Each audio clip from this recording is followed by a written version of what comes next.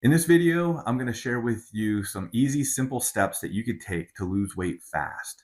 And I'm also going to share with you some easy implementations of these steps that you could put into your daily life and get the results that you've been looking for. The first one is don't drink calories. Now, I know this isn't any type of brand new news that you haven't heard before. Everybody should be drinking water. But let's just break it down a little bit. If you drink a glass of orange juice in the morning, and then later on in the day, say you have a soda and then another sweetened tea later on. And then before you go to bed with your evening meal, you might have a glass of beer or a glass of wine just to unwind during your day. If you add all that up, it could be 500 to 600 calories just in your drinks for a course of a day.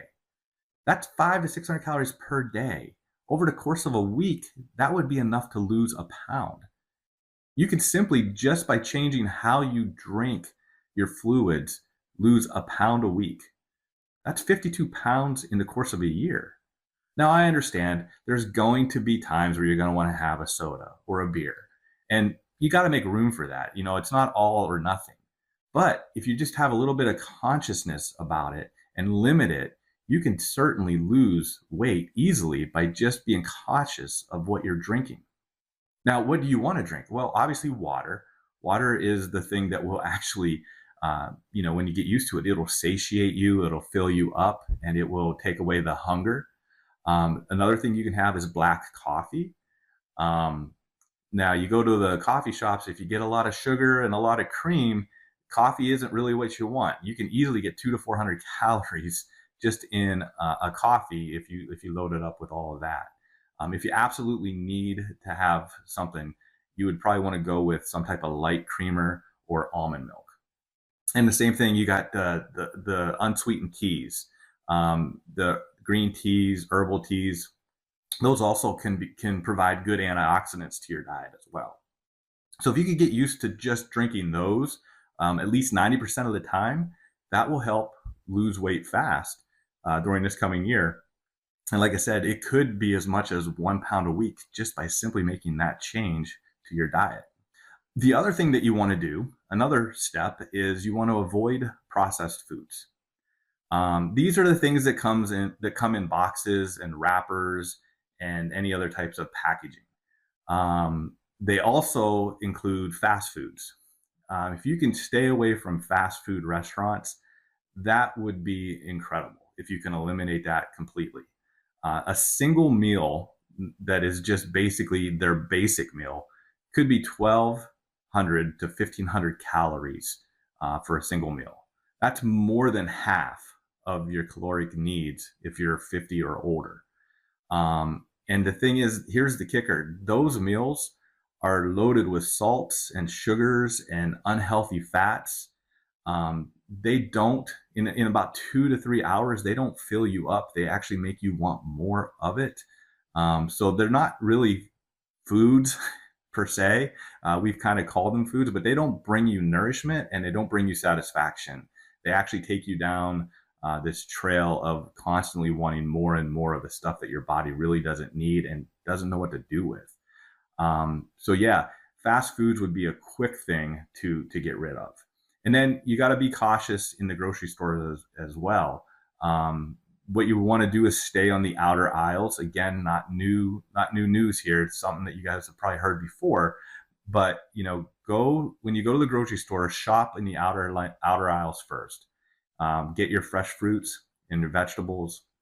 Get your lean meats and fish, your dairy and your eggs, and then venture into the middle aisles and kind of find your supplement foods, things that you might need.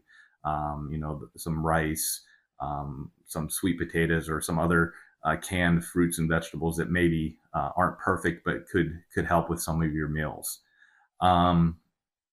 Look at the labels, read the labels. If there's a lot of preservatives and additives and the ingredients seem to be extraordinarily long, chances are you want to avoid that. If you could find other supplement foods that don't have such large amounts of preservatives and additives, that's another good idea.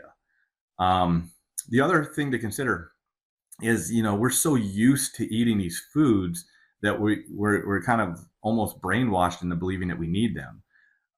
But chances are these weren't available for our grandparents, or certainly not our great grandparents. They didn't have fast food drive up windows, and the grocery stores were filled with natural foods that were grown in the fields. They didn't have all the preservatives and available back then to put all the foods into packages and boxes like we do today. And if you look back at that time frame, obesity wasn't the epidemic that it is today. So they were certainly onto something. And I think our culture has certainly found ways to make this a little bit more easy for us, but not necessarily healthy for us. So we just need to be a little bit more conscientious of this. And yes, it's going to be a little bit more extra work because the food won't be as conveniently available, but it is certainly better for us long term. The third thing that we can do is be conscientious of how we prepare our meals and how we set our plates up.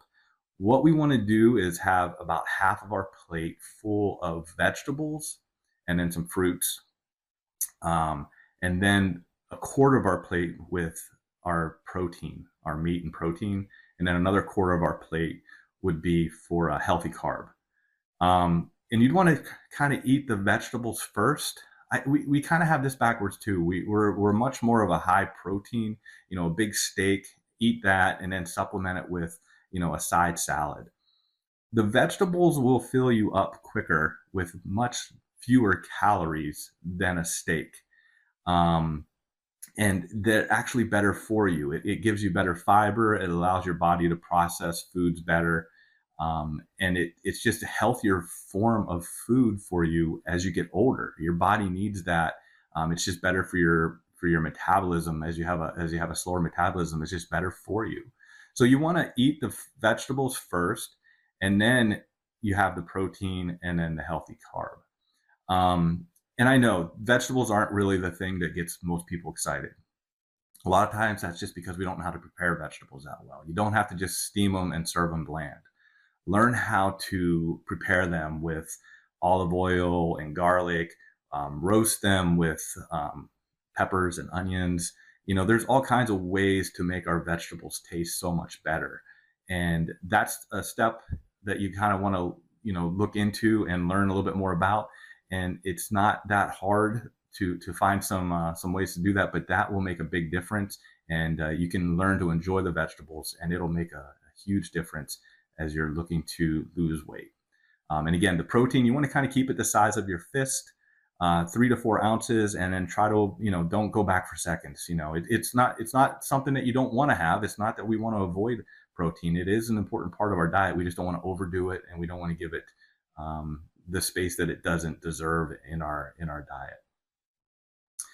The fourth thing that you want to do is move. If you can find a way to move 30 minutes a day, it'll be a huge help in helping your body to metabolize foods and to burn calories.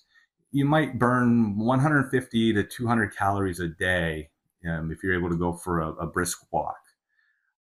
Again, this is kind of the opposite of the first one that I shared with the drinks. If you're able to prioritize a 30-minute exercise, something that you enjoy doing, that calorie burn could end up helping you lose between 14 and 15 pounds a year, assuming everything else stays the same, assuming you don't deviate from other dietary actions. So you really kind of want to prioritize that. Find time to do your exercise, and make sure that you don't give up on that and say, I don't have time, I got to do something else, because you really deserve to give yourself at least 2% of the day to your own personal health, which is simply a walk, even if you have to do it during your lunch break. But those 4 things right there are real easy to do, and they can make a huge difference, and they can help you lose weight real fast this coming year. If this video has been helpful, before I get to step number 5, I actually have a 5th next level idea. If this video is helpful, I hope it helps at least one person this year. Please just give us a like and share the video. We'd really appreciate that. And now the final thing that you can do this year that would really make a huge difference is to track your calories. And a real simple way to do this is just to go to the MyFitnessPal app, and just add it to your phone, and it'll be about 2 minutes to set up the account. You have to put your information in there, your height, your weight, your age. Be honest with it. That it uses that data to help give you the information that you need for tracking your calories. Um, and then it'll ask you how active you are. I would just put sedentary or very light active. Sometimes we tend to overestimate how active we are. Don't do that. It'll just make it a little bit harder for you to get the weight loss that you're looking for.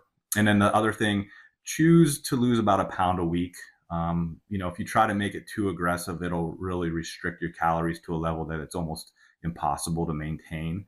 A pound a week is a responsible number, and you might be able to overdo it even just with your exercise and by getting a little bit more understanding of your calorie restriction.